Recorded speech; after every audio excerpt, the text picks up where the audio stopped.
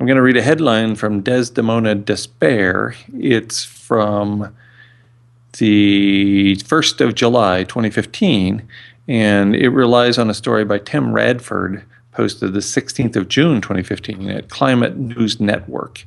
The headline is titled, "Temperatures Soar to Danger Point for Sun-Loving Creatures.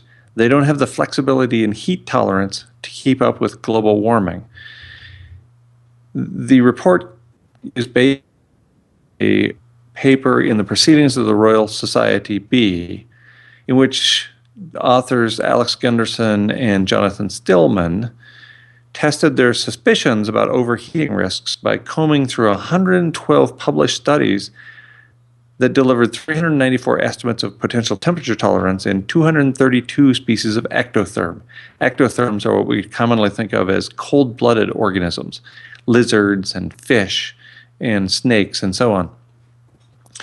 And what they found was that even these so-called cold-blooded organisms that we tend to think of as relishing the sun and the heat actually can't keep up. As with every other organism on the planet, this class of organisms evolved through natural selection within a very narrow range of conditions.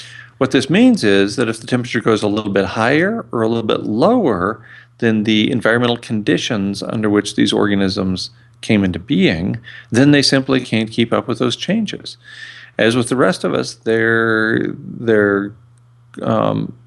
tolerance for environmental conditions is really quite narrow.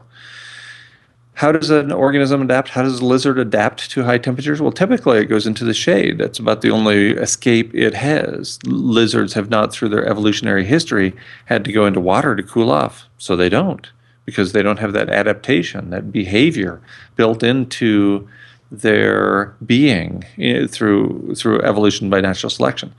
So they can only escape to the shade, and in the shade it's too hot. So even what we tend to think of as the remnants of the dinosaur age, the cold-blooded organisms like snakes and lizards and fish, are finding it too hot to stay alive. We're at the edge of extinction, folks, and it's not just those animals that we're talking about. At the edge of extinction, only love remains.